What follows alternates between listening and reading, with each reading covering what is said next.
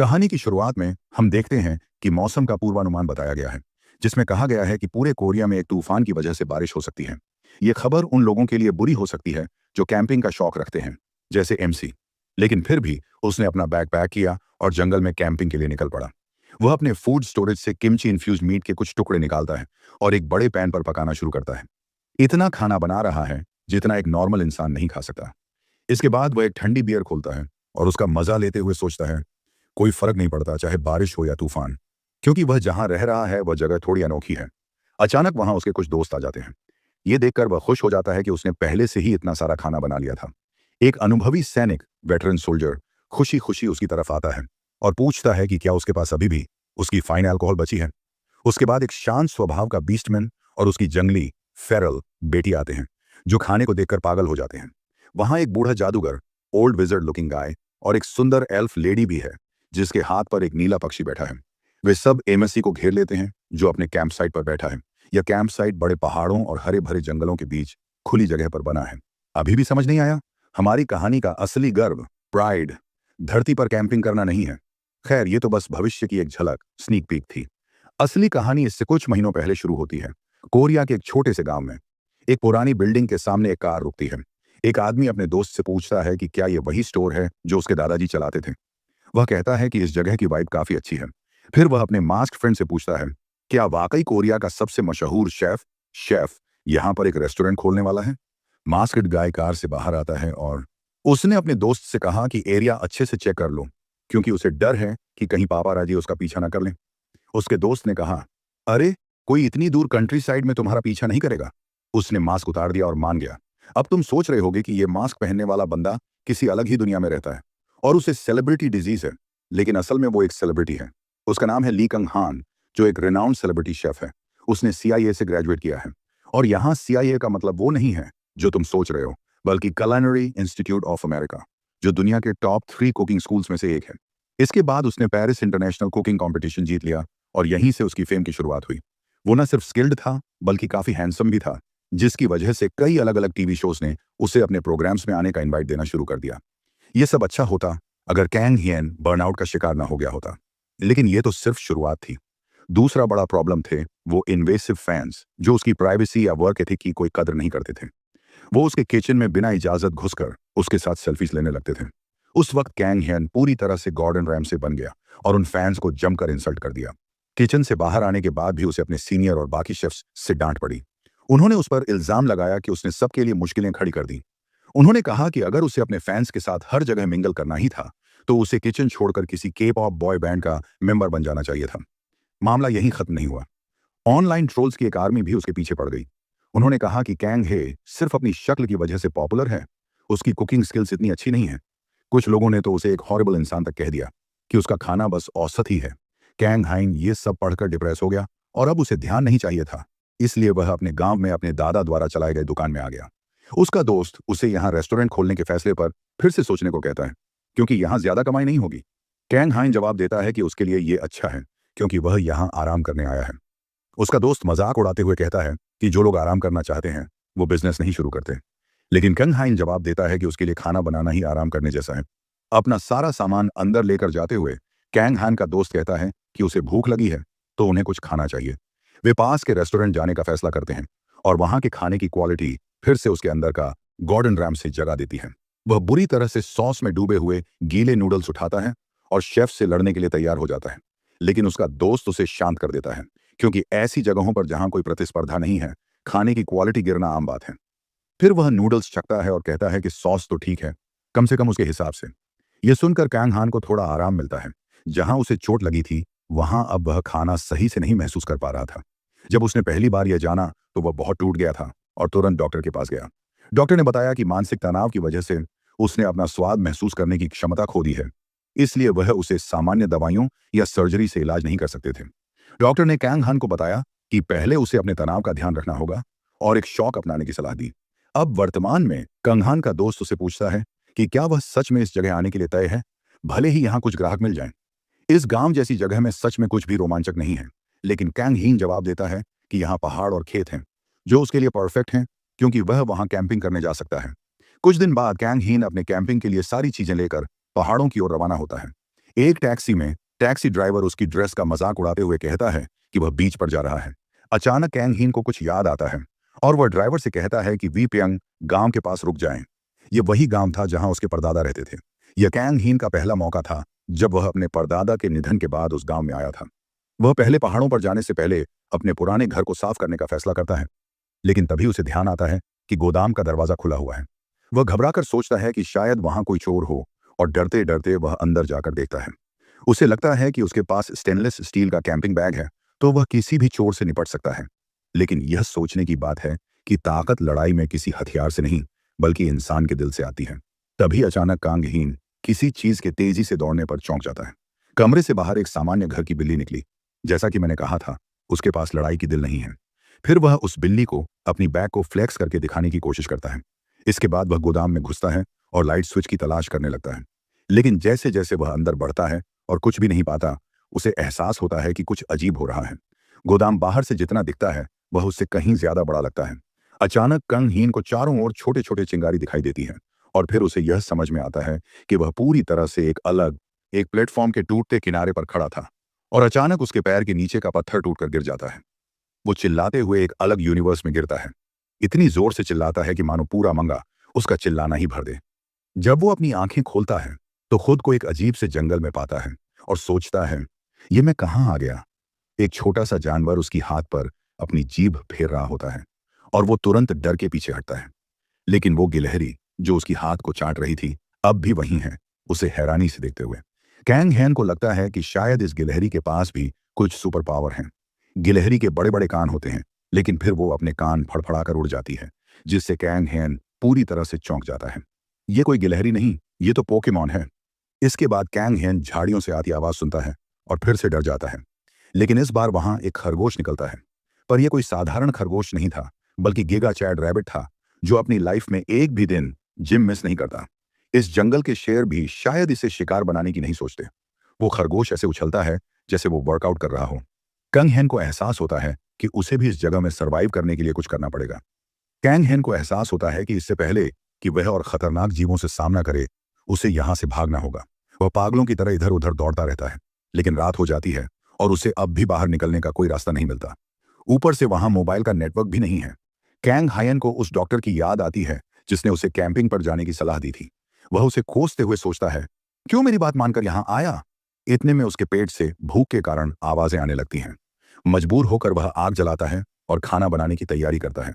लेकिन समस्या यह है कि उसका वो स्टेनलेस स्टील का बैग जिसमें ज्यादातर सामान था, कहीं खो गया है। फिलहाल उसके पास सिर्फ सूखी मछली, थोड़ा सा नमक और कैंग हेन के पास थोड़ी काली मिर्च और कुछ बीफ स्टॉक भी है। कम से कम खाने के लिए कुछ तो है।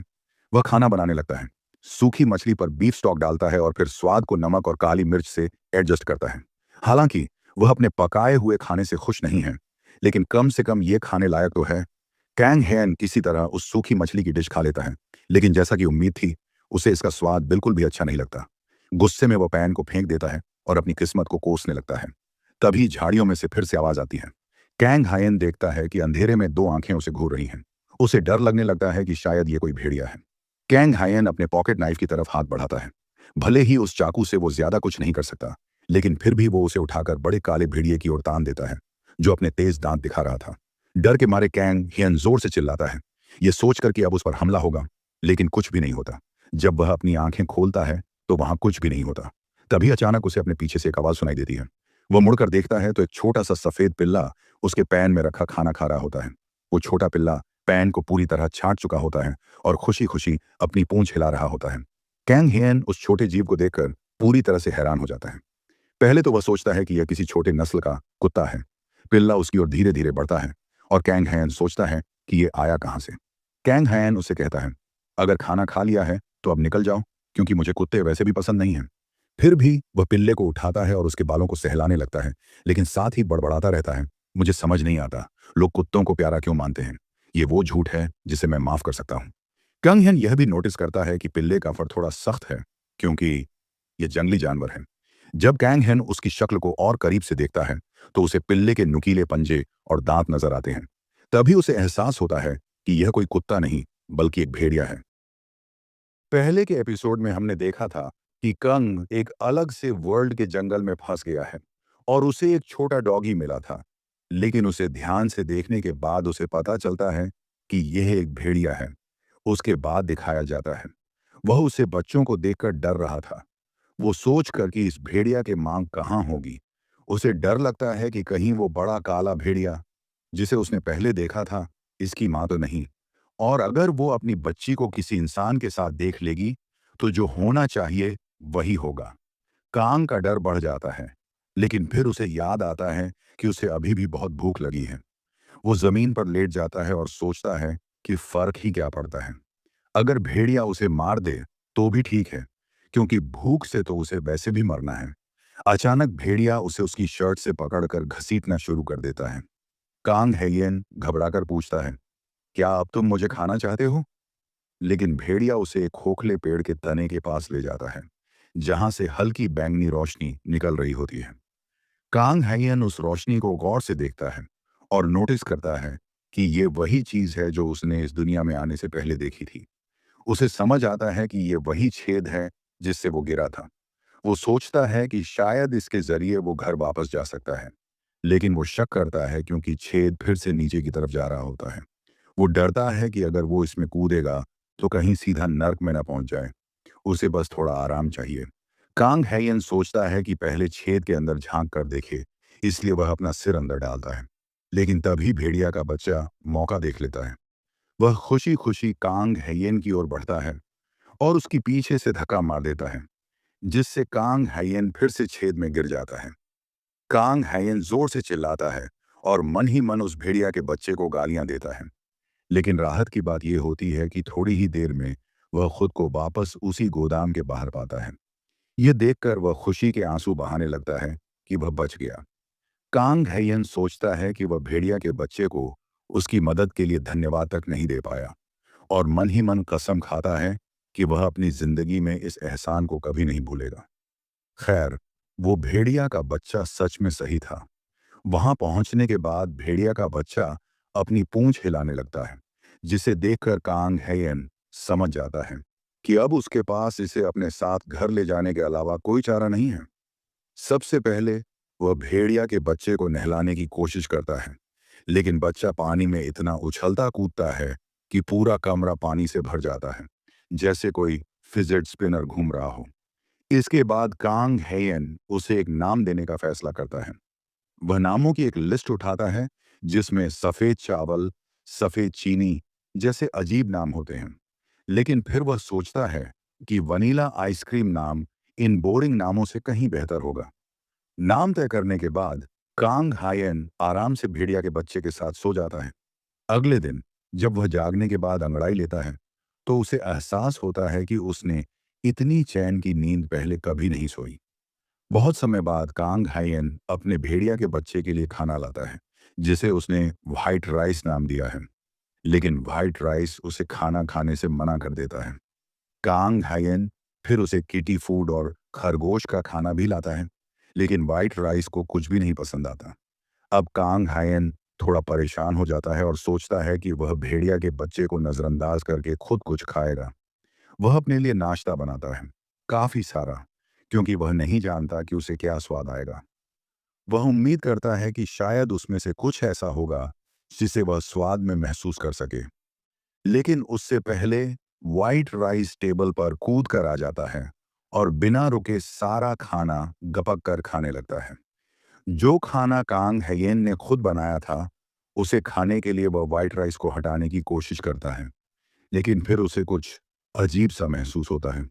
उसे ध्यान आता है कि व्हाइट राइस सिर्फ वही खाना खा रहा है जो कांग हेयन ने खुद पकाया है, और वह सारे फैक्ट्री प्रोसेस्ड फूड को नजरअंदाज कर रहा है। यहाँ तक कि वह उस स्टेक को भी नहीं खाता जो कांग हेयन ने कॉन्वीनियंस स्टोर से लाकर लाया था। यह देखकर कांग हेयन को एक आइडिया आता है और उसे समझ में आता है कि शायद उसका भेड़िया का बच्चा एक गैस्ट्रोनॉमिकल जीनियस है। इसलिए वह उसके सामने टेस्ट करने का फैसला करता है। वह 2 प्लेट स्टेक तैयार करता है। दोनों में वही उच्च गुणवत्ता वाली मांस सामग्री होती है, और दोनों प्लेट्स में वही तरीका अपनाता है जिससे वह खाना पकाता है। कांग हायन दोनों डिश के लिए वही पकाने की विधि इस्तेमाल करता है, लेकिन सॉस अलग-अलग होते हैं। एक सॉस तो कमर्शियल स्रोत से आता है, जबकि दूसरा उसका खुद का मूल स्रोत है, जिसे अंतर्राष्ट्रीय कुकिंग प्रतियोगिता में काफी सराहा गया था। कांग हाइयन व्हाइट राइस से कहता है, अगर तुम सच में एक अच्छे खाने के शौकीन हो तो तुम्हें समझदारी से चुनना होगा। व्हाइट राइस सबसे पहले कमर्शियल सॉस वाले स्टेक को सूंघता है और कांग हाइयन जानता है कि वह भी स्वादिष्ट होगा। लेकिन अगर भेड़िया का बच्चा उसका खुद का सॉस चुनता है तो वह एक एपिक्यूरियन बन जाएगा, यानी एक ऐसा व्यक्ति जिसने लग्जरी खाना खाने का स्वाद विकसित किया है। व्हाइट राइस पहले कमर्शियल सॉस वाले स्टेक को खाता है और कांग हैयन समझ जाता है कि वह उस स्वाद से संतुष्ट है। फिर व्हाइट राइस कांग हैयन के खुद के सॉस वाले स्टेक की ओर बढ़ता है और जैसे ही वह उसे खाने लगता है, कांग हाइयन तुरंत महसूस करता है कि उसे यह काफी ज्यादा पसंद आया है, क्योंकि उसकी पूंछ तेजी से हिलने लगी है। वह खुश हो जाता है कि व्हाइट राइस वाकई में एक गुरमे निकला और अब उसे यह समझ में आता है कि वह उसे बस कुछ भी नहीं खिला सकता। कांग हाइयन साफ सुथरी प्लेट को देखता है और महसूस करता है कि काफी समय बाद उसे लगा कि खाना बनाने में पूरी मेहनत देना वाकई में सही था। इसके बाद कांग हाइयन अपने रेस्तरां को पेंट करने की शुरुआत करता है, लेकिन पेंटिंग का काम सही से नहीं हो पाता और पूरा रंग बेकार हो जाता है। कांग हाइयन सोचता है कि क्या गड़बड़ी हो सकती है। तभी किसी ने उसे बताया कि वह बाहर की दीवारों के लिए इंडोर पेंट का इस्तेमाल कर रहा है। कांग हाइयन मुड़कर देखता है और एक स्टाइलिश और फंकी लुक वाला बूढ़ा आदमी उसे शिकायत करता हुआ दिखाई देता है कि आजकल की नई जनरेशन तो पेंट भी पहचान नहीं सकती। कांग हाइयन उस कड़े दिखने वाले बूढ़े आदमी को देखकर चौंक जाता है और हैरान होकर अपना कैप उतारता है और उससे पूछता है, आप कौन हैं? वह आदमी अपनी जैकेट हटाता है और बताता है कि वह इस गांव का मुखिया है। उसे उम्मीद थी कि गांव का नया सदस्य उससे मिलने आएगा, लेकिन कांग हाइयन ने अब तक उसे मिलने के लिए नहीं आकर उसकी उम्मीदों को तोड़ दिया। गांव के मुखिया कांग हाइयन को देखकर कहते हैं कि वह खुद उसे मिलने आए थे। फिर वह कांग हाइयन की पेंटिंग स्किल्स का मजाक उड़ाते हुए कहते हैं कि यह ऐसा लगता है जैसे एक रैकून ने बंदर की पूंछ से दीवार पेंट की हो। फिर वह व्हाइट राइस को देखता है और उसे प्यार करने की कोशिश करता है। साथ ही कांग हेयन से कहता है कि उसे पेंटिंग छोड़ देनी चाहिए, क्योंकि वह उसे ऐसे किसी इंसान से मिलवाएगा जो यह काम बिल्कुल सही तरीके से कर सकता है। कांग हेयन इसका विरोध करते हुए कहता है कि वह प्रोफेशनल्स को बुलाएगा, लेकिन गांव के मुखिया उसे बताते हैं कि वह पैसे के महत्व को नहीं समझता। वह कांग हेयन से कहता है कि वह अगले हफ्ते के शनिवार को फ्री रहे, क्योंकि तब वह उसे उस इंसान से मिलवाने लाएगा। सारे समय तक व्हाइट राइस बड़े चतुराई से गांव के मुखिया के करीब आने से बचता रहा। फिर आखिरकार हफ्ता खत्म होता है और गांव के मुखिया कांग हेयन को एक आदमी से मिलवाने लाते हैं, जिसका नाम यंग मैन है, जो कांग हेयन के रेस्तरां की पेंटिंग में मदद करेगा। दोनों दीवार का निरीक्षण करना शुरू करते हैं और कांग हेयन सोचता है कि ये लोग एक अजनबी के लिए इतनी मेहनत क्यों कर रहे हैं। गांव का मुखिया फिर पूछता है, क्या यह जगह रेस्तरां बनने वाली है? कांग हाइयन जवाब देता है कि वह इसे एक इटालियन रेस्तरां बनाने का प्लान कर रहा है। गांव के मुखिया को इटालियन का मतलब नहीं पता होता, तो कांग हाइयन उसे समझाने की कोशिश करता है कि यह एक खास तरह का भोजन है जो इटली से आता है एंड यह एक वेस्टर्न रेस्तरां होगा। यह सुनकर मिनो थोड़ा सतर्क हो जाता है और घबराते हुए पूछता है, क्या आप अपने वेस्टर्न रेस्तरां में पोर्क कटलेट्स बेचेंगे? फिर वह समझाता है कि उसकी पत्नी को पोर्क कटलेट्स बहुत पसंद हैं और जिस रेस्तरां में वे हमेशा जाते थे वह बंद हो गया है। इसके अलावा उसकी पत्नी गर्भवती है, तो वह दूर नहीं जा सकती। मिन्हो खुद पोर्क कटलेट्स बनाने की कोशिश करता है, लेकिन वे इतने अच्छे नहीं बनते कि वह अपनी पत्नी को खिला सके और वह डरता है कि वे बच्चे को नुकसान पहुंचा सकते हैं। वह कांग हेयन से कहता है कि वह बस जिज्ञासा से पूछ रहा था, इसलिए कांग हेयन को दबाव महसूस करने की जरूरत नहीं है। कांग हेयन सोचता है कि शायद वह इस विषय पर अधिक विचार कर सकता है। पोर्क कटलेट बनाना आसान है, भले ही वो मेन्यू में ना हो, लेकिन असली समस्या ये है कि वो ग्राहकों को ऐसे खाने का कैसे दे सकता है जिसका स्वाद उसे खुद नहीं पता। तभी उसकी नज़र पीछे खड़े उबले व्हाइट राइस पर पड़ती है और कैंग को अपने सवाल का जवाब मिल जाता है कि खाने का स्वाद कैसे जाना जाए। वो उठता है और मिन्हो से कहता है कि वो उसके लिए बाद में पोर्क कटलेट बना सकता है। कैंग हिन कटलेट बनाने लगता है जो मिन्हो ने उसे बताया था। उसके मुताबिक सॉस का रंग लाल से ज्यादा भूरा होना चाहिए। कैंग टमाटरों की मिठास के बारे में सोचता है और उसे समझ आता है कि मिठास और टमाटर का मतलब है टमाटर का केचप। वो जल्दी से सारे सामान तैयार करता है और वाइट राइस से कहता है कि वो टेस्टिंग के लिए तैयार हो जाए। कैंग पहले बैच के पोर्क कटलेट तैयार करता है और उन्हें वाइट राइस को पेश करता है। उसे लगता है कि उसकी पूंछ इतनी तेज नहीं हिल रही, यानी डिश कुछ खास नहीं बनी। ये सोच उसे दुखी कर देती है, इसलिए कैंग कई बार पोर्क कटलेट बनाता है। वो अपने टेस्ट मीजरिंग डिवाइस, जो कि वाइट राइस की पूंछ है, पर नजर लगता है। वो सबसे अच्छे वेरिएंट चावल की तलाश खत्म कर चुका है और पूरी तरह से संतुष्ट है। कैंग हान को लगता है कि अब जब उसके पास एक टेस्ट मीटर है, वो फिर से खाना बनाने का मजा ले सकता है। अगले दिन मिन्हो अपनी पत्नी के साथ वहां आता है। उसकी पत्नी नए रेस्टोरेंट में खाने के लिए बहुत उत्साहित है और कहती है कि उसे पोर्क कटलेट्स खाए काफी समय हो गया। कैंग जल्द ही उन्हें अपने खास पोर्क कटलेट्स पेश करता है और मिन्हो की पत्नी पहले से ही यह देखकर हैरान है कि वे कितने शानदार दिखते और महकते हैं। वो एक कौर लेती है और मिन्हो और कैंग हाई बेसब्री से इसका इंतजार करते हैं। उसकी प्रतिक्रिया में वो कहती है कि काउंट्री साइड रेस्टोरेंट में जो पोर्क कटलेट था वो अच्छा था, लेकिन ये तो इससे कहीं ज्यादा अच्छा है। वो सच में खुश है और कहती है कि लगता है सॉस का स्वाद तो मिलता जुलता है, लेकिन मांस कहीं ज्यादा कुरकुरा और रसदार है। फिर वो मिन्हो के साथ अपनी पहली डेट के बारे में बात करने लगती है। उस दिन भी उन्होंने पोर्क कटलेट खाया था और उसे याद है कि मिन्हो उसके ऊपर पूरे समय देख रहा था, खाने की बजाय। ये सुनकर मोटा आदमी शर्माता है और उसकी पत्नी कहती है कि उस दिन के बाद से उसे पोर्क कटलेट पसंद आ गए थे। पहले वो तो इसे भी नहीं खाती थी। उन्हें इतना पसंद करती है कि वो कहती है कि सुअर के कटलेट के बजाय उसने उनके साथ मीठी यादें संजोई हैं। कैंग हाय अपने ग्राहक को खुश देखकर बहुत खुश हैं और वो पीछे मुड़कर देखते हैं कि उन्होंने वाइट राइस थोड़ा ज्यादा ही दे दिया। वो उनकी अच्छी काम के लिए तारीफ करते हैं और वाइट राइस एक पुराने वूफ के साथ जवाब देता है। फिर कैंग हाई अपने रेस्तरां के लिए नए आइडिया पर काम करना शुरू करते हैं। इटालियन रेस्तरां खोलने के बजाय वो अपने ग्राहकों की पसंद के हिसाब से पश्चिमी व्यंजनों का मेन्यू बनाने का फैसला करते हैं, जिससे कि रेस्तरां के मेन्यू में लचीलापन हो। पहले से ही मौजूद हैं, लेकिन ये सभी हाई क्लास महंगे रेस्टोरेंट हैं। कैंग हान को लगता है कि उसे अपने रेस्टोरेंट को चलाने के लिए कुछ नया करना पड़ेगा, लेकिन उससे पहले उसे वाइट राइस के बारे में कुछ करना होगा, जो बहुत ही उदास नजर आ रहा है। कैंग हान उससे पूछता है कि क्या उसे उस जंगल की याद आ रही है जहां से वह आया था।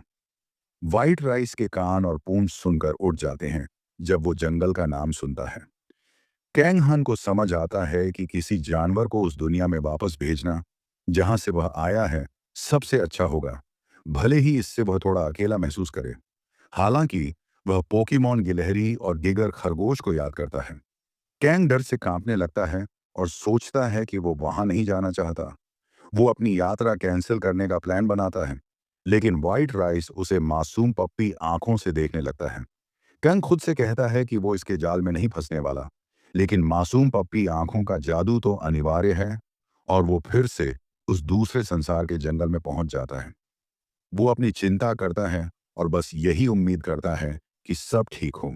वो जंगल में व्हाइट राइस के बीच चलता है और सोचता है कि क्या ये एक अलग आयाम है, जैसे कि वो कॉमिक्स में पढ़ता है। अचानक उसे कुछ सुनाई देता है। पानी की आवाज सुनकर वो उसकी तरफ बढ़ता है, ये देखने के लिए कि वहां क्या है। जो वो देखता है वो उसके होश उड़ा देता है। उसके सामने एक झील है और वो इतनी खूबसूरत है कि कैंग हायन तो बस दंग रह जाता है। वो कहता है कि अगर ये जगह उसकी घर होती तो वो कहीं भी जाता, उसे घर की याद आती। फिर वो व्हाइट राइस की तरफ देखता है और बताता है कि उसके लिए एक गुड बाय गिफ्ट है।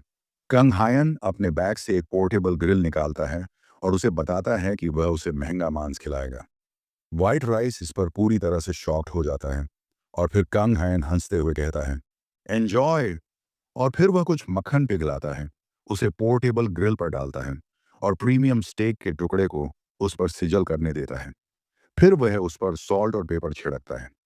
व्हाइट राइस को यह तैयार खाना बहुत पसंद आता है और उसकी पूंछ इतनी तेजी से हिलने लगती है कि कैंग हैन को लगता है कि वह इस रफ्तार से हेलीकॉप्टर बन जाएगा। फिर वह झील की ओर देखता है और उसे एहसास होता है कि वह कुछ मिस कर रहा है, और वह चीज है एक कोल्ड बियर की बोतल, जो ऐसे शानदार दृश्य का आनंद लेने के लिए जरूरी है। कंग हायन बियर पीता है और फिर वही क्लीशे रिएक्शन देने वाला होता है जो हर कोई बियर पीने के बाद देता है। लेकिन एक बदलाव आता है, लेकिन वह इसे नहीं महसूस करता, क्योंकि वह इसका स्वाद ठीक से महसूस नहीं कर सकता। वैसे भी यह नहीं कि कोई भी शराब सिर्फ इसके स्वाद के लिए ही पीता है। कैंग हयान दृश्य का आनंद ले रहा होता है जब अचानक उसे अपने कंधे पर एक तलवार का एहसास होता है। एक कड़क आवाज उससे पूछती है कि वह कौन है, क्योंकि वह आसपास के गांवों का आदमी नहीं लगता। कंग हायन डर के मारे कांपने लगता है और एक अनुभवी गार्ड जो उसे तलवार की नोक पर पकड़े हुए है, सख्ती से उसे पहचान पूछता है। कंग हायन घबराया हुआ है और उस आदमी के सवाल का जवाब देने के लिए वह बस इतना कह सकता है कि वह एक शेफ है। पहला एपिसोड में हमने देखा था कंग हायन का ध्यान अब पूरी तरह उस नज़ारे में खो गया था। तभी अचानक उसे अपने कंधे पर एक धारदार चीज की ठंडक महसूस हुई। उसके बाद पीछे से एक कड़क आवाज आई, तू कौन है? दिखने में तो तू हमारे गांव के लोगों जैसा नहीं लगता। कंग हायन डर से कांप उठा। पीछे मुड़कर देखा तो एक गार्ड उसे तलवार की नोक पर घूर रहा था। अपना नाम बता, वो गुस्से में बोला। कंग हायन ने घबराते हुए जवाब दिया, मैं मैं एक शेफ हूं। सच में, मैं कोई संदिग्ध आदमी नहीं हूं। गार्ड ने फिर पूछा, तो एक शेफ यहां जंगल के बीचों बीच क्या कर रहा है? कंग हायन ने जल्दी से कहा, बस नजारे का मजा ले रहा था। गार्ड गुस्से में चिल्लाया, नजारा देखने की जगह जहां राक्षसी जानवर घूमते हैं? सच बता, वरना अभी यहीं खत्म कर दूंगा। तभी गार्ड की नजर कंग हायन के हाथ में व्हाइट राइस पर पड़ी। वो रुक गया और उसे गौर से देखने लगा। कंग हायन डर के मारे कांप रहा था। अपनी जान बचाने के लिए वो अपनी सारी दौलत देने तक को तैयार हो गया। लेकिन तभी गार्ड ने अपनी तलवार नीचे कर दी और हल्की सी हंसी के साथ बोला, माफ करना, ज्यादा रिएक्ट कर गया। यह जगह आम लोगों के लिए सुरक्षित नहीं है। अपनी तलवार समेटते हुए उसने खुद को रैंडोल्फ बताया, जो इस इलाके का योद्धा था। कंग हायन ने भी हिम्मत जुटाकर अपना परिचय दिया और सोचने लगा कि रैंडोल्फ का बर्ताव अचानक क्यों बदल गया। रैंडोल्फ ने बताया, तुम्हारे साथ जो सफेद भेड़िया है वो सिर्फ कहानियों में सुनाई देता है। इसका मतलब तुम बुरे आदमी नहीं हो सकते। कंग हायन को समझ नहीं आया तो रैंडोल्फ ने समझाया, सफेद भेड़िए भेड़िया देवता की वंशज हैं। उनकी आंखें अच्छाई और बुराई में फर्क कर सकती हैं। ये भेड़िए आधे देवता जैसे होते हैं और बड़ी बुद्धिमत्ता रखते हैं। तुम्हारे साथ ये सफेद भेड़िया है, इसका मतलब तुम पर भरोसा किया जा सकता है। यह सुनकर कंग हायन को समझ आया कि व्हाइट राइस क्यों इतना खास है। वो आधा देवता है जिसकी भूख और ताकत अद्भुत है। रैंडोल्फ ने कंग हायन के हाथ से पकाई गई डिश की तारीफ की और पूछा, ये क्या है? खुशबू लाजवाब है। कंग हायन ने बताया, ये प्रीमियम मांस है। ट्राई करना चाहोगे? रैंडोल्फ ने पहले मना किया, लेकिन मांस की खुशबू उसे रोक नहीं पाई। उसने एक टुकड़ा खाया और हैरान रह गया। ये तो जादू है, वो बोला। फिर उसकी नजर कंग हायन की बियर कैन पर गई। ये क्या है? उसने पूछा। कंग हायन ने कहा, यह बियर है। रैंडोल्फ उत्सुक हो गया। कंग हायन ने उसे एक ताजा कैन दी। रैंडोल्फ ने जैसे ही पहला घूंट लिया, वो चौंक गया। इतनी ताजगी भरी और साफ शराब मैंने कभी नहीं पी, उसने कहा। कुछ देर तक दोनों शांत बैठे रहे। जंगल की ठंडी हवा बह रही थी। रैंडोल्फ ने आखिरकार कहा, तुम्हारा खाना और ये बियर कमाल है, लेकिन इस जगह रहना आसान नहीं होगा। तुम पर अब मेरी नजर है। कंग हायन ने गहरी सांस ली और मन ही मन सोचा, अब क्या होगा। कंग हायन ने खाने के लिए धन्यवाद दिया और कहा कि वो बिना कर्ज चुकाए यहां से नहीं जा सकता। उसने बताया कि अगर वो कभी शहर आया तो किसी से भी नाइट कैप्टन रैंडोल्फ का पता पूछ ले और वो उसे रास्ता दिखा देंगे। कंग हाय को ये नहीं पता कि रैंडोल्फ सेना में कितनी ऊंचाई पर है, इसलिए वो थोड़ा कंफ्यूज है। लेकिन रैंडोल्फ सोचता है कि अपनी स्थिति जानने के बावजूद कंग हाय ने कोई प्रतिक्रिया नहीं दी, तो वो सच में एक असाधारण इंसान है। इसके बाद रैंडोल्फ ने कंग हाय से कहा कि क्योंकि उसके पास व्हाइट राइस है, उसे कोई फर्क नहीं पड़ता कि वो किस तरह के जीव का सामना करता है। इतना कहकर वो अपनी गश्त पर लौट गया और कंग हाय से कहा कि वे फिर मिलेंगे। कंग हाय ये सुनकर हैरान रह गया, क्योंकि रैंडोल्फ ड्यूटी पर शराब पी चुका था और उसे चिंता थी कि क्या ये ठीक है। लेकिन फिर उसे एहसास हुआ कि जब आपके पास एक अर्ध देवता जैसा प्यारा भेड़िया हो तो ये सब सोचना बेकार है। कंग हाय ने बाकी का सारा खाना व्हाइट राइस को दे दिया और मन ही मन सोचा कि उसकी जिंदगी कितनी अलग और जिंदा हो गई है। उसे थोड़ा उदास लगा कि उसे व्हाइट राइस को यहाँ छोड़ना पड़ेगा, लेकिन उसने सोचा कि यही सबसे सही है। चलते चलते उसने व्हाइट राइस से कहा, मुझे नहीं पता कि हम फिर कभी मिलेंगे या नहीं, अपना ध्यान रखना। जब वो थोड़ा आगे बढ़ा और पीछे मुड़कर देखा तो उम्मीद कर रहा था कि व्हाइट राइस को स्नेह दिखाएगा, लेकिन जब उसने फिर से देखा तो उसे सिर्फ खाने की ट्रे दिखी। अचानक उसे महसूस हुआ कि उसका बैग भारी हो गया है। जब उसने देखा तो पाया कि व्हाइट राइस बैग पर लटका हुआ है। कंग हाय ने उसे समझाने की कोशिश की कि वो उसे छोड़ दे, लेकिन व्हाइट राइस ने अपने पंजों से बैग पकड़ लिया, जिससे बैग खराब हो गया। आखिरकार कंग हाय ने हार मान ली और उससे पूछा, तू ऐसा क्यों कर रहा है? व्हाइट राइस ने बस उसका हाथ चाट लिया। कंग हाय ने उससे पूछा, जब मैं अपने गांव वापस जा रहा हूं तो तू मेरे साथ क्यों आना चाहता है? व्हाइट राइस ने भौंक कर जवाब दिया। कंग हाय ने उससे पूछा, क्या तू मेरे साथ रहना चाहता है? और जब उसने खुशी जाहिर की तो कंग हाय ने उसे गोद में उठा लिया। जब वो गांव पहुंचा तो उसने देखा कि वहां पार्टी चल रही थी। उसे समझ नहीं आया कि ये सब क्यों हो रहा है। लोग उसकी दुकान के सामने जमा थे। तभी गांव के मुखिया ने कहा, कंग हाय, तुम आखिरकार आ गए। कंग हाय ने पूछा, ये सब क्या हो रहा है? मुखिया ने जवाब दिया, हम तुम्हारे स्वागत के लिए दावत रख रहे हैं। कंग हाय को यह सब अजीब लगा और वो वहां से निकलना चाहता था, लेकिन मुखिया और बाकी गांव वालों ने उसे रोका और कहा, यह पार्टी तुम्हारे स्वागत के लिए है। वहां एक बड़ा सा बैनर लगा था जिस पर लिखा था, कंग हाय का स्वागत है। पूरा गांव खुश था, लेकिन कंग हाय बस अपने घर जाना चाहता था, जैसे पुराने गांव वाले मिन्हो और उसकी पत्नी। वो वहां के इकलौते समझदार लोग बन जाते हैं और कांग हान उनसे पूछता है कि क्या जब भी गांव में कोई नया आता है तब वो हमेशा ऐसे ही जश्न मनाते हैं। वो उसे बताती है कि वो एक छोटा सा गांव है, इसलिए वो एक दूसरे के करीब रहने की कोशिश करते हैं। लेकिन कांग हान को साफ पता चलता है कि पुराने लोग बस पूरे दिन पीने का बहाना ढूंढते हैं। गांव का मुखिया कांग हान को बताने आता है कि वो सच में एक दूसरे की परवाह करते हैं और इसी वजह से अपनी खुशियों को साझा करना उनके लिए आम बात है। बूढ़ा आदमी उससे कहता है कि वो अपने रेस्टोरेंट का प्रचार यहां करे और कांग हान लगभग उसे मान लेता है, जब तक कि उसे यह नहीं दिखता कि वो बूढ़ा आदमी बोतल के ढक्कन को गहनों की तरह पहन रहा है। बूढ़ा आदमी अपने दोस्तों के साथ पीने के लिए दौड़ता है, लेकिन कांग ही को लगता है कि अपने रेस्टोरेंट का प्रचार करने का यह वाकई अच्छा आइडिया है। सब लोग मस्ती में व्यस्त हैं और कांग ही को लगता है कि इस तरह की सभा बुरी नहीं है। उसे पता चलता है कि व्हाइट राइस गायब है और उसे एहसास होता है कि कुछ गांव वाले उसके चारों ओर इकट्ठा हो गए हैं। वे उसकी मासूमियत और कितनी तेजी से मांस खा रहा है इसकी तारीफ कर रहे हैं। हालांकि जब वे उसे थपथपाने की कोशिश करते हैं तो व्हाइट राइस बच निकलता है, एक प्रो की तरह छूता है। सबको अपनी फुर्ती से हराने के बाद व्हाइट राइस जल्दी जल्दी भीड़ के बीच से निकला और इतनी तेजी से महंगा मांस चुरा लिया कि ज्यादातर लोगों को पता ही नहीं चला कि क्या हुआ। कांग हान दिखावा करता है कि उसे व्हाइट राइस नहीं पता और उसकी भावनात्मक यादें तब गायब हो जाती हैं जब उसे याद आता है कि उसे उस लोमड़ी के बच्चे को जंगल में छोड़ देना चाहिए था। अचानक उसे एक लड़का कोने में अकेला बैठा नजर आता है। उसकी दादी जल्द ही वहां उसके लिए खाना लेकर आती हैं, लेकिन वह गुस्से में उसे झिड़क देता है। कांग हिन ये देखकर दादी खुश नहीं है, लेकिन लड़का भाग रहा है क्योंकि उसकी दादी उससे बातें करने की कोशिश कर रही हैं।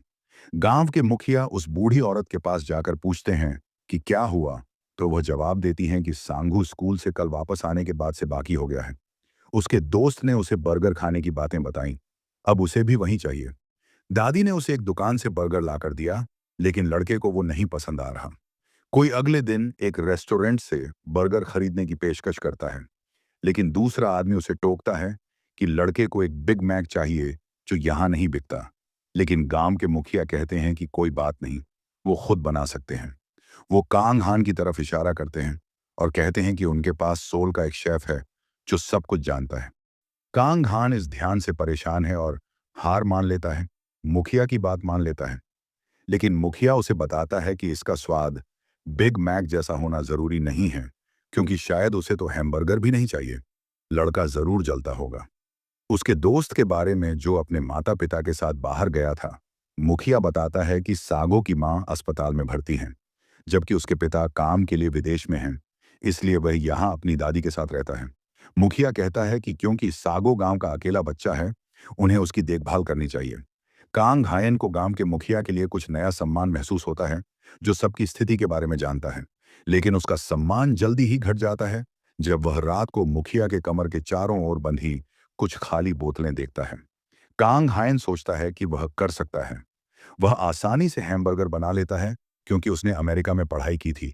लेकिन उसने कभी भी बिग एम का असली स्वाद नहीं लिया, क्योंकि वो पढ़ाई के अलावा कुछ नहीं करता था। फिर भी उसे लगता है कि उसे गांव वालों के लिए कम से कम इतना करना चाहिए, क्योंकि उसका पालतू हर बार सुनकर घबरा जाता है और व्हाइट राइस की नजरें पाने के लिए प्यारा बनने की कोशिश करता है। लेकिन कांगन उसे चुप रहने के लिए कह देता है, क्योंकि उसके लिए और खाना नहीं होगा। व्हाइट राइस नाराज हो जाता है, लेकिन फिर कांग हायन उसे बताता है कि उसे उसके लिए कुछ छकना पड़ेगा। एक तस्वीर देखकर व्हाइट राइस के लिए एक हैमबर्गर बनाता है, लेकिन उसका स्वाद मीटर तेजी से नहीं हिल रहा है। कांगन को अचानक याद आता है कि वह खाना बनाने के अपने प्यार के साथ अमेरिका गया था। उसने खाना बनाने के अलावा किसी और चीज में इतनी जुनून नहीं लगाई। वह सोचता है कि अगर उसके पुराने कंगन उसे इस तरह देखता तो क्या सोचता। उसे ये बात पसंद नहीं है कि वो सिर्फ एक खराब कॉपी बना रहा है ताकि एक बच्चे को खुश कर सके।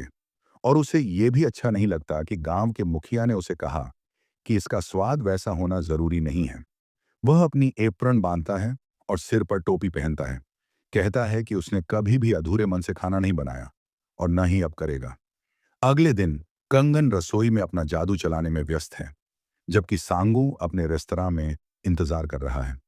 उसकी दादी उसके साथ हैं, मिन्हो और उसकी पत्नी भी हैं। वे लड़के को उत्साहित करने की कोशिश कर रहे हैं। कहते हैं कि कंग हयेन कुछ भी बना सकता है, लेकिन वह इस पर ज्यादा खुश नहीं है। अचानक कंग हयेन वहां एक हैमबर्गर लेकर आता है और सब लोग इस बात से हैरान हैं कि यह कितना अच्छा दिखता है। सांगू एक न बाइट्स लेता है। वो अपने मुंह में आजादी का स्वाद महसूस करता है। वो खुशी खुशी अपनी दादी की ओर मुड़ता है और बताता है कि यह बर्गर कितना स्वादिष्ट है। उस बूढ़ी औरत के चेहरे पर मुस्कान आ जाती है कि उसका पोता आखिरकार खुश है। लेकिन तभी सयान अचानक परेशान हो जाता है, क्योंकि उसे गिल्ट महसूस होती है। वो मानता है कि वो सिर्फ अपनी माँ को देखना चाहता था। वो बताता है कि उसने अच्छा बर्गर मांगने की वजह से सोचा कि उसकी दादी उसे सोल ले जाएंगी और वहां उसकी माँ से मुलाकात हो जाएगी। वो रोने लगता है और अपनी दादी से बुरा व्यवहार करने के लिए माफी मांगता है, और वो धीरे से उसका चेहरा पकड़े हुए उसे गले लगाती है। सांगू अकेले कितनी तकलीफ में है, इसे समझ न पाने के लिए माफी मांगता है और रोते हुए कहता है कि वो उसके साथ रहकर ठीक है। दोनों एक दूसरे से माफी मांगते हैं। अचानक कांग हाय कहता है कि वो जल्दी सोल जाने वाला है और लड़के से पूछता है क्या वो उसके साथ आना चाहता है। ये सुनकर सब चौंक जाते हैं और कांग हाय सांगू को बताता है कि वो उस जगह पर रुक सकते हैं जहां वो जाना चाहता है और साथ में जन्मदिन मना सकते हैं। ये सुनकर लड़के का चेहरा खिल उठता है और उसकी दादी कांग हाय को धन्यवाद देती हैं। तभी उसे एहसास होता है कि वो थोड़ी ज्यादा ही भावुक हो गया था। सांगू और उसकी दादी की मुस्कान देखकर कांग हायन सोचता है कि इससे ज्यादा परेशानी नहीं होगी। फिर कांग हायन अपने फ्रिज की तरफ देखता है और सोचता है कि क्या उसे कुछ बचा हुआ खाना लेकर उनके साथ कैंपिंग पर जाना चाहिए। व्हाइट राइस के कान खड़े हो जाते हैं जब वह कैंपिंग की बात सुनता है, और वह कांग हायन के पास आता है, जो सोच रहा है कि जब रेस्टोरेंट खुलेगा तो उसके पास कैंपिंग जाने का कोई समय नहीं होगा। व्हाइट राइस उसे मासूम पप्पी के नजरों से देखता है, और चाहे कांग हायन कितनी भी कोशिश करे, उसे अपने पप्पी को उस अद्भुत जंगल में ले जाना ही पड़ता है। एक कुर्सी पर उदास बैठा है, जबकि व्हाइट राइस बस भौंक रहा है और इधर उधर भाग रहा है। इस पर दुखी होना बेकार है, तो कंगन वहीं कैंप करने का फैसला करता है, क्योंकि नज़ारा अच्छा है। दूसरे वर्ल्ड में तंबू लगाने की कोशिश शुरू हुई, लेकिन वह आइकिया फर्नीचर जोड़ने जितना मुश्किल था। इस बीच व्हाइट राइस तितलियों का पीछा कर रहा था। आखिरकार कांग हायन ने तंबू लगा लिया और महसूस किया कि उसे भूख लगी है। उसने तीखा किमची सूप बनाना शुरू किया, लेकिन स्वाद अभी भी उसे अधूरा लग रहा था। तभी कुछ प्यारे गिलहरी जैसे जीव उसके पास आए और उसकी उत्सुकता बढ़ाने लगे। कांग हान ने फैसला किया कि वह गिलहरियों को थोड़ा पका हुआ मांस देगा। उसने उनकी तरफ कुछ टुकड़े फेंके, लेकिन अचानक एक बड़ा पक्षी आकर मांस झपट ले गया और उड़ गया। फिर भी कांग हान के पास इतना मांस बचा था कि वह गिलहरियों को संतुष्ट कर सके। वह खुद भी बस प्रकृति के बीच शांति से बैठकर खुश था और सोच रहा था कि प्रकृति का यह स्पर्श कितना उपचारक है। फिर उसने सोचा, व्हाइट राइस कहाँ चला गया? उसे लगा कि व्हाइट राइस रात के खाने तक वापस आ जाएगा, लेकिन उसे इस बात का अंदाजा नहीं था कि कुछ अनहोनी होने वाली है। झाड़ियों में हलचल हुई। कांग हान ने देखा कि कोई उसके खाने की तरफ ललचाई नजरों से देख रहा है। उसे लगा कि शायद व्हाइट राइस वापस आ गया है, लेकिन तभी झाड़ियों से कुछ तेजी से उसकी ओर बढ़ा। कांग हान के तेज रिफ्लेक्स ने उसे बचा लिया और उसने कटोरे को हमलावर से दूर कर लिया। जब उसने ध्यान से देखा, तो वह हमलावर एक जंगली लड़की निकली। उस लड़की के बिल्ली जैसे कान और पूंछ देखकर कांग हान उलझन में पड़ गया। उसने सोचा, क्या यह भी उन 20 पीपल में से है जिनके बारे में मैंने सुना था? लड़की गुस्से में उस पर झपट पड़ी, लेकिन कांग हान उसके हर हमले से बचता रहा। वह लड़की हार मानने को तैयार नहीं थी। कांग हान ने मन में कहा, जब सच में जरूरत है तो ये व्हाइट राइस कहाँ है? उसने स्थिति को शांतिपूर्ण तरीके से सुलझाने की कोशिश की। उसे लगा कि शायद वह भूखी है। कांग हान ने उसे खाना दिखाया। जैसे ही लड़की ने खाना देखा, वह शांत हो गई। कांग हान ने कटोरा जमीन पर रख दिया और उससे कहा, ये ले लो, लेकिन इसके बाद शांति से यहां से चली जाना। लड़की ने पहले उस पर भरोसा नहीं किया, लेकिन भूख के कारण धीरे धीरे कटोरे की तरफ बढ़ी। खाने का पहला निवाला। लड़की ने जैसे ही पहला निवाला खाया, उसके मुंह में तीखेपन का धमाका हुआ। वह जमीन पर गिर गई और दर्द में चिल्लाने लगी। कांग हान को एहसास हुआ कि किमची स्टू शायद उसके लिए बहुत तीखा था। कुछ देर बाद जैसे ही तीखापन कम हुआ, लड़की को स्टू का असली स्वाद समझ में आने लगा। उसने फिर से खाना शुरू कर दिया। कांग हान ने सोचा, शायद उसे यह पसंद आ रहा है। तभी व्हाइट राइस वापस आया। व्हाइट राइस ने देखा कि लड़की उसका खाना खा रही है और गुस्से में उबल पड़ा। वह तुरंत उसके पास दौड़ा और झपटने लगा। लड़की ने व्हाइट राइस को रोकने की कोशिश की, लेकिन वह पीछे हटने को तैयार नहीं था। दोनों के बीच लड़ाई शुरू हो गई। कांग हान ने दोनों को रोकने की कोशिश की। व्हाइट राइस को थोड़ी बढ़त मिल गई और लड़की रोने लगी। तभी अचानक एक शांत और प्रभावशाली कैटमैन प्रकट हुआ। उसने लड़की को उठाया और कांग हान से माफी मांगी। कैटमैन के जाने के बाद कांग हान ने राहत की सांस ली। वह सोचने लगा, इस जंगल में कितनी अलग अलग जातियां रहती हैं। फिर वह व्हाइट राइस के साथ गांव लौटा और अपने रेस्टोरेंट की सफाई करने लगा। रेस्टोरेंट की तैयारी कांग हान अपने रेस्टोरेंट के उद्घाटन की तैयारी में लगा था। तभी एक बूढ़ी औरत आई और उससे पूछा, क्या दुकान खुली है?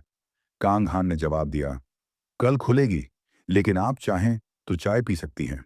पास्ता बनाने का अनुभव। बूढ़ी औरत ने पास्ता मांगा। कांग हान ने पहली बार पास्ता बनाया। उसने बेसिक टमाटर सॉस पास्ता तैयार किया और उसे परोसा, लेकिन औरत ने सिर्फ एक निवाला लिया और बिना कुछ कहे चली गई। कांग हान की उलझन। उसके जाने के बाद कांग हान परेशान हो गया। वह सोचने लगा, क्या उसे मेरा खाना पसंद नहीं आया? क्या मैं रेस्टोरेंट सही से चला पाऊंगा? दूसरी दुनिया में सफर।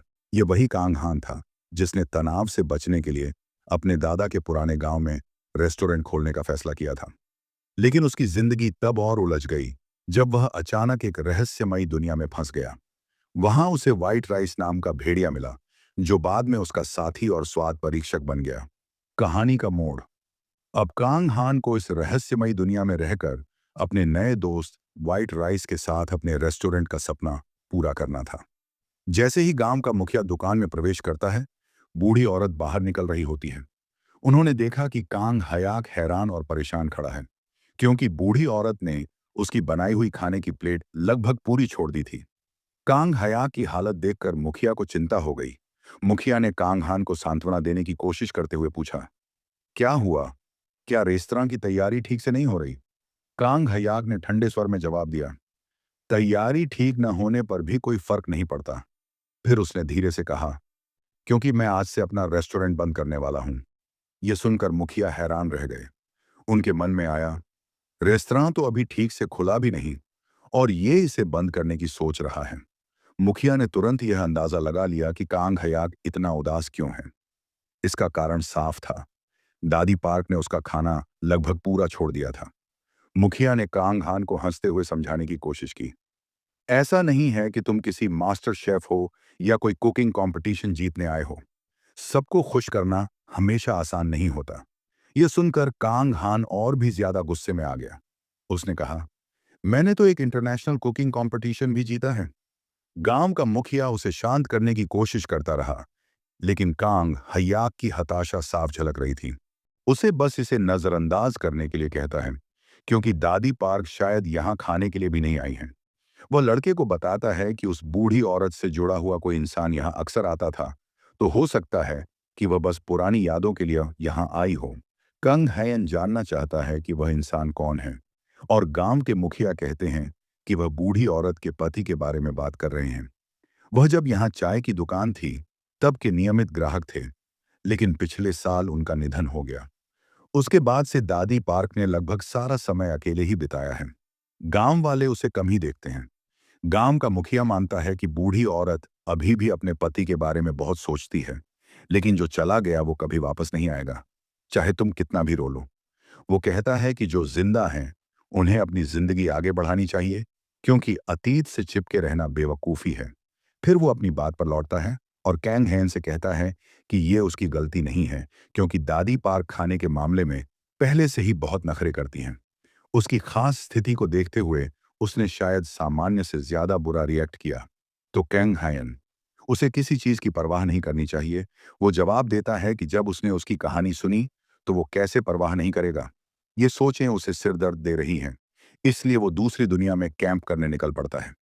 उसके सामने गिगा चैड खरगोश पुशअप्स कर रहा है और उसके ऊपर व्हाइट राइस बैठा है। कंग हैन सोचता है कि उनके कारण कोई भी राक्षस उसके करीब आने की हिम्मत नहीं करेगा, और इससे उसे अपनी सोच को सॉर्ट करने के लिए काफी समय मिलेगा। वो ये सोचते हुए स्ट्रेच करता है कि जब बूढ़ी औरत बिना उसका खाना खाए चली गई तो वो कितना चौंक गया था। उसे उसकी पूरी कहानी सुनकर उस पर अफसोस होता है, लेकिन वह अभी भी इस बात से हैरान है कि उसने थाली छोड़ दी। लेकिन कैंग हेन अभी उसके साथ बात करने के मूड में नहीं है। लड़की किसी वजह से चिल्लाने लगती है और कैंग हेन बस उसे बोरियत से घूरता है। उसे लगता है कि लड़की भूखी है, जैसे पिछली बार थी, और वह अपने बैग में कुछ खोजने लगता है। जैसे ही व्हाइट राइस के करीब कैंग हैन आता है, कैट गर्ल पेड़ से उतरती है और कैंग हैन कुछ रसदार स्टेक बनाकर तैयार होता है। फिर वह उसमें थोड़ा गर्म सॉस डालने के लिए तैयार है। इस पर लेकिन फिर उसे याद आता है कि पिछली बार कैट गर्ल स्पाइस को ठीक से नहीं संभाल पाई थी, और जैसे ही उसे गर्म सॉस की बोतल दिखती है वह चौंक जाती है। कंग हैन इसे छोड़ने का फैसला करता है। वह एक पैन में मक्खन पिघलाता है और फिर उसमें कुछ मशरूम भूनता है। थोड़ी मिर्च और नमक डालता है। वह गाढ़ापन के लिए थोड़ा क्रीम डालता है और फिर उसमें कुछ चीज भी डालता है। फिर उबले हुए पास्ता को इस मिश्रण में मिलाता है। फिनिशिंग टच के रूप में वह पास्ता के ऊपर स्टेक रखता है और उसका क्रीम स्टेक पास्ता तैयार हो जाता है। वह कैट गर्ल को एक प्लेट देता है। कंग हायन उस पर गरजता है, तो वो उसे बताता है कि वो बाद में गरज सकती है और अब उसे जल्दी से खाना खा लेना चाहिए, वरना ये चोरी हो जाएगा। उसे पिछले बार मिर्च का स्वाद लेकर थोड़ी चिंता है, लेकिन फिर भी वो एक कौर लेने का फैसला करती है। जैसे ही वो पहला कौर लेती है, उसे एक अलग ही दुनिया में महसूस होता है, जहां एंजेलिक बिल्लियां उसके लिए मांस और क्रीम तैयार कर रही हैं। वो पास्ता खाने में खुशी से म्याऊं करती है और सब कुछ तेजी से निगल जाती है। वो कैंग हैन की तरफ उत्सुक आंखों से देखती है, जैसे कुछ कहना चाहती हो। उसने उसे बताया कि उसे जो उसने बिना मिर्च का बनाया था वो पसंद आया, और वो समझ सकता है कि उसे और चाहिए, भले ही लड़की शब्दों का इस्तेमाल नहीं कर पा रही हो। उसे खुशी है कि वो संतुष्ट है, पहले की तुलना में जब उसने मसालेदार स्ट्यू खाया था। फिर भी कंग हैन को क्रीम स्टीक पास्ता ज्यादा पसंद नहीं है, क्योंकि वो बहुत चिकना और भारी है, जो उसके लिए सही नहीं है। इसके अलावा वो असली पास्ता से ज्यादा एक घटिया फ्यूजन लगता है। मेरे लिए तो ये ठीक है, तो अगर वो इसे नहीं खाने वाले हैं तो वो मुझे दे सकते हैं। बिल्ली वाली लड़की भी यही सोचती है। वो वही करती है और कैंग हैन की टांगों से रगड़ने लगती है ताकि वो उसे और खाना दे दे। वो उसके बालों को चिढ़ाता है और सोचता है कि इससे फर्क नहीं पड़ता कि पास्ता असली है या नहीं, बस ये उसे पसंद आना चाहिए। अचानक उसे एक आइडिया आता है और वो तुरंत घर लौटता है। वो सिंक में कुछ हरी प्याज धोता है और व्हाइट राइस को बुलाता है, ताकि उसे सबसे अच्छे बैच को खोजने में मदद मिले। व्हाइट राइस कहना चाहता है कि वो एक वुल्फ है ना, कि गधा जो घास खाएगा उसने प्लेटों से मुंह मोड़ लेगा। कंग हायाक निराश हो जाता है, लेकिन उसे लगता है कि अगर उसे व्हाइट राइस की मदद के बिना भी करना पड़े तो भी वो इतना मुश्किल नहीं होगा, क्योंकि सभी सामग्रियों का स्वाद उसके दिमाग में बसा हुआ है। वो खाना बनाना शुरू करता है और उसकी दुकान के बाहर एक नोटिस लगा है कि रेस्तरां अगले हफ्ते खुलेगा, क्योंकि उसके व्यक्तिगत कारण हैं। इस बीच गांव का मुखिया दुकान के बाहर है और जब वो नोटिस पढ़ता है तो उसे कांग हैक के मन की बातें समझ में आ जाती हैं। फिर वो दादी पार्क के घर जाता है और खुशी खुशी बताता है कि उसे ज्यादा बाहर जाना चाहिए, क्योंकि उसके घर के बाहर बहुत सारी मजेदार चीजें हैं। वो बेवजह उससे पूछती है कि अचानक यहाँ क्या लाया। वो जवाब देता है कि वो बस एक पड़ोसी का हालचाल लेने आया था। गांव के मुखिया हंसते हैं और कहते हैं कि युवा शेफ काफी चौंक गया था जब दादी पार्क ने उसके नूडल्स को हाथ तक नहीं लगाया। वो बस कहती है कि वो डिश उसके स्वाद में नहीं थी और इसमें चौंकने वाली कोई बात नहीं है। गांव के मुखिया इस बात से सहमत होते हैं और फिर कहते हैं कि चूंकि उसके पास ज्यादा करने के लिए नहीं है, उसे उन्हें एक और बार मिलने आना चाहिए। दादी पार्क उनसे पूछती हैं कि वो ऐसा क्यों करें। उसे ऐसा करने के लिए परेशान नहीं होता, क्योंकि जो एक मौका उसने उसे दिया था वही काफी था। वो उसे समझाने की कोशिश करता है कि इस बार चीजें अलग हो सकती हैं और फिर बूढ़ी औरत को लाड प्यार करते हुए कहता है कि उसका घर दूर नहीं है। वो उससे कहता है कि कंग हायक को एक और मौका दे, क्योंकि ये मेहनत के लायक हो सकता है, और फिर वहां से चला जाता है। रेस्टोरेंट में कंग हायक ने अपनी नई पोस्टर रेसिपी पूरी कर ली है और वो संतुष्ट लग रहा है। उसने कुछ ताजे सब्जियां और समुद्री भोजन मिलाया है ताकि एक सामंजस्यपूर्ण और स्थानीय स्वाद बना सके। लेकिन अब असली समस्या ये है कि वो कैसे दादी पार्क को फिर से बुलाओ। अचानक दरवाजे की घंटी बजती है और कांग बाहर जाकर देखता है कि इस बार कौन आया है। उसकी आश्चर्य की बात है कि ये फिर से दादी पार्क ही हैं और वो एक बार फिर उससे पूछती हैं कि क्या वो तैयार हैं। दादी पार्क एक रोबोट की तरह लगती हैं। कांग हाक को खुशी होती है कि वो आई हैं और वो कहता है कि सब कुछ तैयार है। दादी पार्क बैठकर खाने लगती हैं और सोचती हैं कि क्या कांग हाक को पता था कि वो फिर आएगी, क्योंकि उसने उसके लिए पहले से खाना बना रखा है। वो सोचती है कि शायद ये फिर से अमेरिकन नूडल्स और इटालियन खाने होंगे। फिर से दादी पार्क की टिप्पणी से खुश नहीं है। दादी पार्क को वेस्टर्न नूडल्स का स्वाद पसंद नहीं है और उन्हें लगता है कि अगर वो यहाँ नहीं आई होती तो बेहतर होता। तभी अचानक उन्हें एक लुभावनी खुशबू महसूस होती है और वो सोचती हैं कि ये कहाँ से आ रही है। कांग हायक उनके लिए बनाई गई पास्ता की प्लेट रखता है और उन्हें इंतजार करने के लिए धन्यवाद देता है। वह बूढ़ी औरत को बताता है कि यह उसके रेस्टोरेंट के स्पेशल मेन्यू का आइटम है, डी पास्टर। बूढ़ी औरत पास्ता को देखकर उलझन में पड़ जाती है और सोचती है कि क्या अमेरिका में भी डेली होती है। उसने प्लेट पर क्लैम्स देखे और सोचा कि इसे ट्राई करना चाहिए। उसने कुछ नूडल्स उठाए और सोचा कि क्या ये पहले से ज्यादा स्वादिष्ट होंगे। जैसे ही उसके मुंह में हरा प्याज का स्वाद आया, वो अचानक पुरानी यादों में खो गई। उसे वो आखिरी और सबसे यादगार वसंत याद आया जो उसने अपने पति के साथ बिताया था, जब वे चेरी ब्लॉसम के पेड़ों को देख रहे थे। उसने कहा था कि इस साल फूल पिछले सालों से ज्यादा खिल गए हैं। फिर उसने कुछ फूल उठाए और दादी पार्क के साथ छेड़खानी करने लगा। उन्हें युवा मिस कहकर बुलाया और पूछा कि क्या वो फ्री हैं। आज उसने उसे मजाक में कॉफी पीने के लिए बुलाया और उसने उससे पूछा कि क्या वो कहीं गया था या कुछ। नूडल्स का स्वाद उसे उन यादों में ले गया और वो खिड़की के बाहर देखती है जहां चेरी के फूल गिर रहे हैं। उसे लगता है कि आखिरकार फिर से बसंत आ गया है। फिर वो कंग हायक से पूछती है कि क्या ये डिश पहले मेन्यू में नहीं थी और वो जवाब देता है कि नहीं। वो उससे पूछती है कि क्या उसने ये उसके लिए बनाया और फिर जानना चाहती है कि उसने ऐसा करने के लिए इतना क्यों किया। कंग हायक बस वो जवाब देता है कि वो ऐसा खाना बनाना चाहता था जो उसे पसंद आए, और फिर ये भी बताता है कि वो कुछ नया और बेहतर ट्राई करना चाहता था। दादी पार्क उसके शब्दों से प्रभावित होती हैं। कांग ह्याक सोचता है कि वो हमेशा व्हाइट राइस पर निर्भर नहीं रह सकता, इसलिए उसने अपनी पहली मेहमान को बिना किसी मदद के संतुष्ट करना चाहा। दादी पार्क चुपचाप पास्ता खाने लगती हैं और कांग हायक बस उन्हें हैरानी से देखता रहता है जब वो सब खत्म कर लेती हैं। फिर वो उससे पूछती हैं कि वो उसे कितना देना है और वो नर्वस होकर बताता है कि सब ठीक है और उसे कुछ देने की जरूरत नहीं है, उसे कुछ भी दे दो। वो पूछती है कि ऐसा कौन सा रेस्टोरेंट मालिक है जो अपने ग्राहकों से पैसे नहीं लेता। वो जोर देती है कि क्योंकि उसने बहुत अच्छा खाया है, उसे इसके लिए भुगतान करना चाहिए।